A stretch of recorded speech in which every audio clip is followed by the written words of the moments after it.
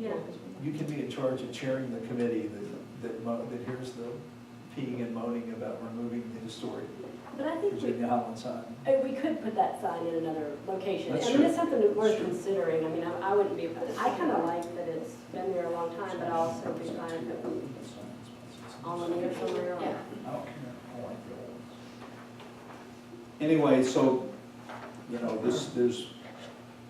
we do obviously expect some adjustments in this budget over the next month, particularly from the fundraising folks. And as I think I heard Robin say that we've underestimated the income by a great No, amount. well, no, what I said, you underestimated the expenses. I knew we underestimated something. And just tell me as you need. Yeah, maybe the income. All right, let's go on. Actually, I just have one more question about the income. If we receive a check in 2015 from the 2014 Summerfest because of procedural delays and problems, is it reported on the income figure for 2014? Or is it reported on the income figure for 2015? That depends on what the committee chair asks us to do. So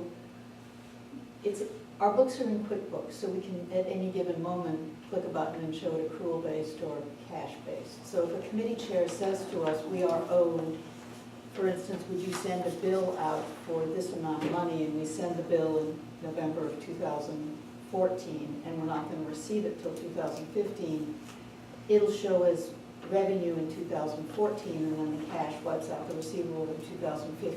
On the other hand, if we have a committee chair who doesn't get a bill in QuickBooks, then it's cash-based. It just shows up when the cash shows up. So I have a strong preference for actually sending invoices properly and recording receivables, and then we can either write off the receivables or collect the receivables. So I guess, Show it either way. okay, that makes sense. So my question is, the 2014 figure of Summerfest of 362,000, is that everything? Is there any Yes. more money trickling in? We have had no more money trickle in, Okay, so if so- there's any receivable that we. So I wasn't sure if there were any No, outstanding. and if it was, it would be like, it wouldn't be material. Okay, We have gotten a little money in for 2015, which is. The only thing Where that did goes that- wrong did you with figure doing out it where that that secret money came from? Was that Oh, yeah, it's all, it's all. So the accrual basis does allow you to match up the expenses to the original budgeted piece a lot more reliably, so you don't get these weird numbers Yeah, we just. across the year where you budgeted 21,000 and spent 79,000. It looks like you were drunk, but you weren't, you just I paid. believe we had him in here now, so, okay. but it was never into the new year. Oh, okay, that's what I wasn't No, no, clear no, on. no. Okay. I mean, it was bad, but it It's wasn't. not that bad. Not that But still, I think David's touched on it, but David, you want to take us real quickly, just repeat that again about John Howell and the triangle, I mean, if we need to. Sure, yeah, so Charlie LaForte, who some of you may or may not know, has stepped up to volunteer and basically work with this Parks Department fence people, Allied Fence, to look at, with Jack and myself and Parks involvement, Parks design in the feasibility of looking at fences at the triangle potentially and at John Howell Park is separated to kind of upper and lower areas to stop, help mitigate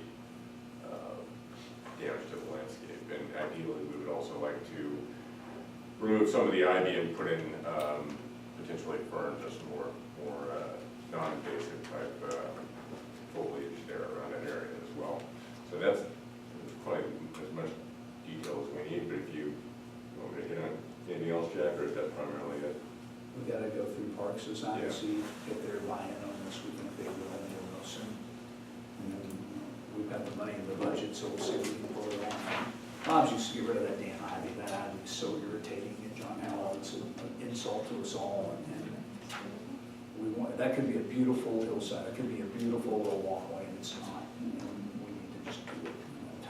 We're all tired of looking at it. Lola, calendar update is, I guess, it sort of speaks for itself, but here it is. you all have the agenda in front of you, the MPUF meeting coming up. And then the meeting we're talking about for, regarding Inman, Thursday, 2/19 at 6:30. Did you say, it's at the auditorium now, but it will probably move, you think? Or I you think hope it will, but who knows? And then the tree planting with Trees Atlanta, Saturday, 2/21, right, Stephanie? Yeah, let me just add that we're gonna be asking people to, if they want to plant trees, to meet at North Highland Park. But also the immediate neighbors around Claremont and Green Cove have requested that we do a mulching of all those back trees. And really it needs it, because these back trees are really in pretty bad shape. So we're gonna get a couple of piles of mulch dumped, all the mulch is gonna be dumped there. And so if you wanna really come out and help just mulch, that'd be really great.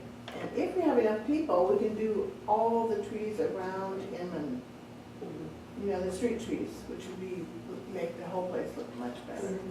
So it's the day after Arbor Day, so if you're feeling about trees and feeling your love of trees, come in. Great way to show it.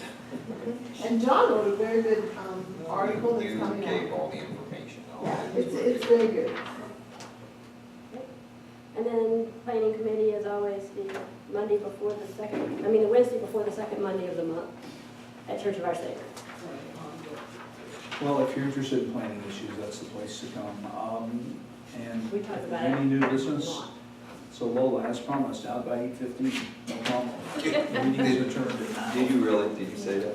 Meeting's adjourned at 9. Was legally in chic. It was the Inman tree appeal that took so long. Yeah. Well, I thought that we ran later than the end